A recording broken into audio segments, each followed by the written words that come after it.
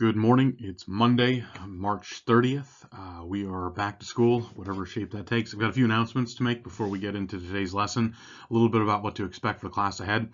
First of all, I'm going to change the format of the videos a little bit. They've been running about 35-40 minutes. It's my understanding, I've kind of learned since we've been doing this, is that a number of families have multiple kids. You guys are all fighting to use the computer. There might be a limited computer. So what I'm going to do is for these next lessons, for the indefinite time being, is I'm going to shorten everything to around 15 to 20 minutes. I know you guys have a lot to do. I know that you're dealing with trying to share the computer with others. So I'm going to do my best to make things short, sweet, and to the point.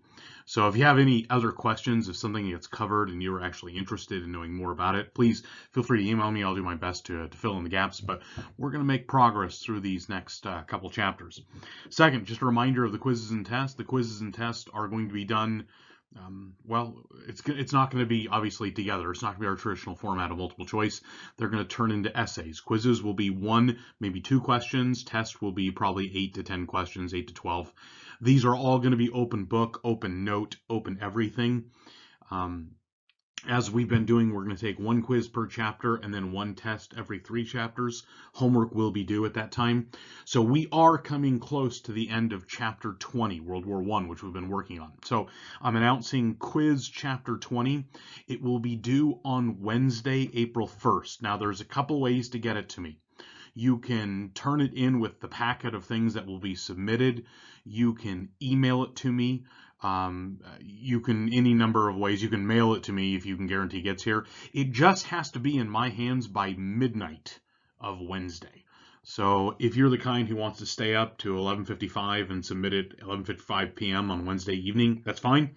Not my problem. But remember, it's by my inbox. If you send it at 11:59 and for some reason it wanders around the internet for 2 minutes and it shows up on my inbox at 12:01 a.m., that's late. So it'll be by Wednesday midnight. It'll be a single question. It must be 150 words, and here is the question.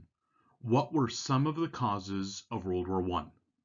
So that is your quiz. What were some of the causes of World War I? You must write at least 150 words. It must be your own work. It cannot be plagiarized. Don't use quotations. You can use these videos. You can use the book. You can use the internet. You use what you need, but it's got to be in your own words. Submit that to me by Wednesday midnight, whatever way works for you. If you know some other way to get it to me, email me and I'll give you approval or not.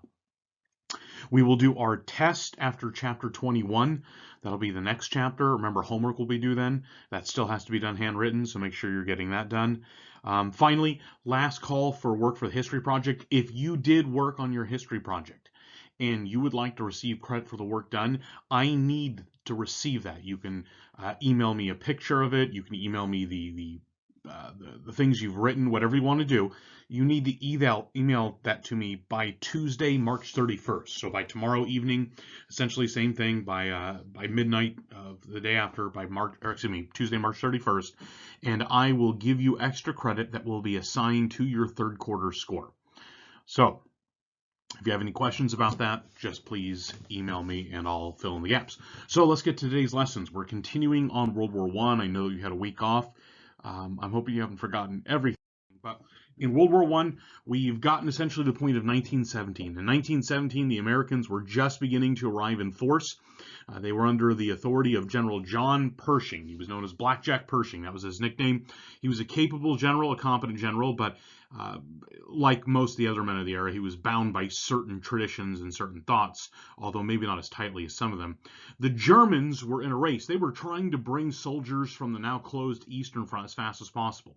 So keep in mind, end of 1917, Russia withdraws from the war. All the troops Germany had on the Russian side are now free.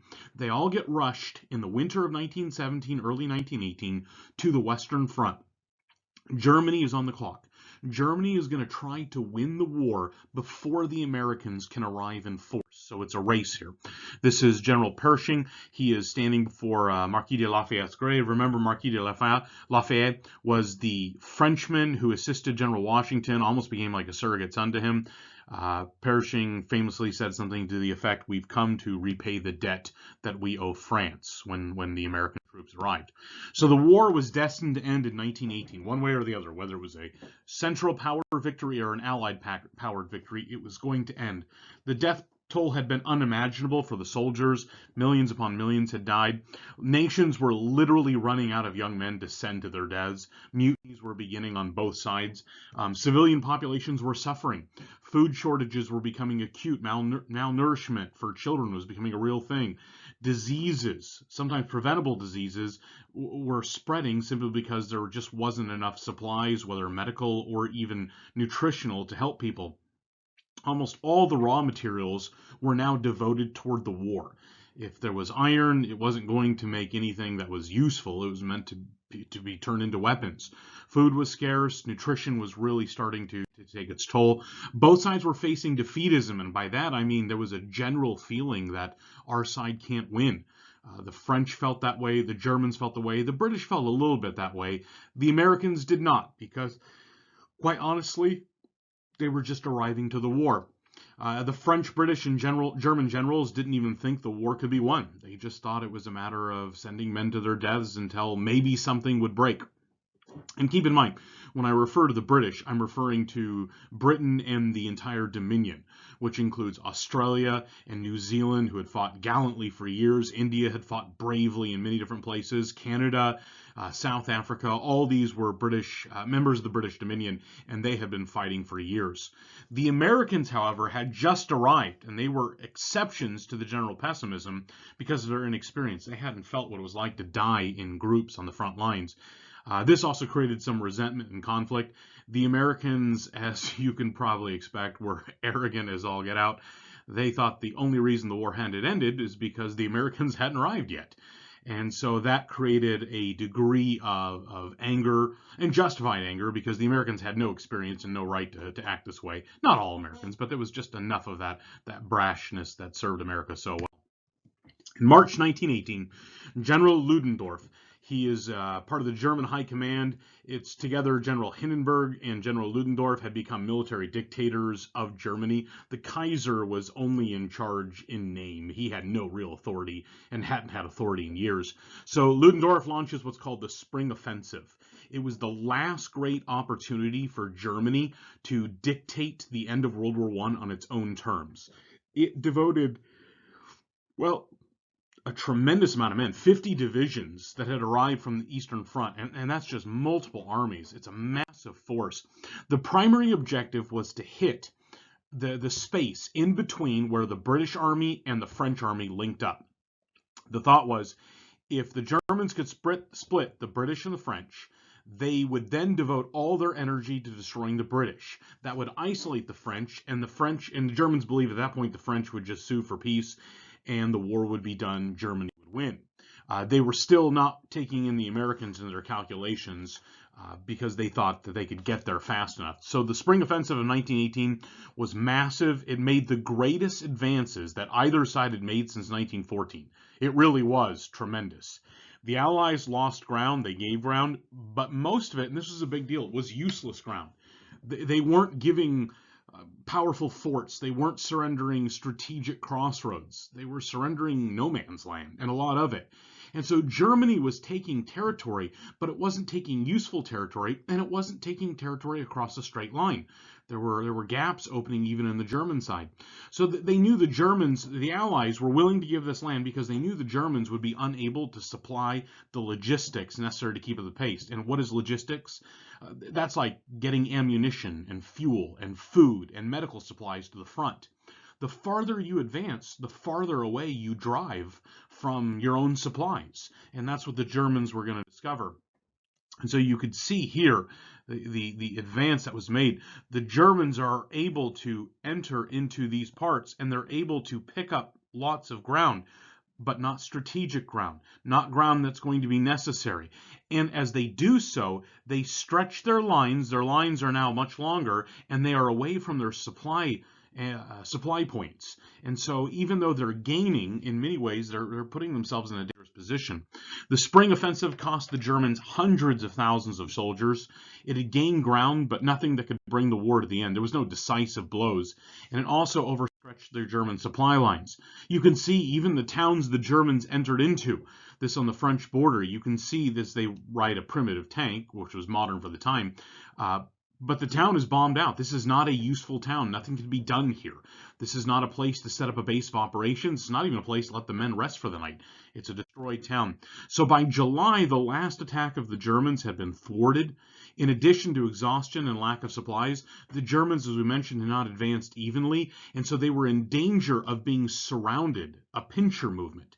It was the potential of having the Allies charge in from the sides and surround a German army and potentially destroy or capture.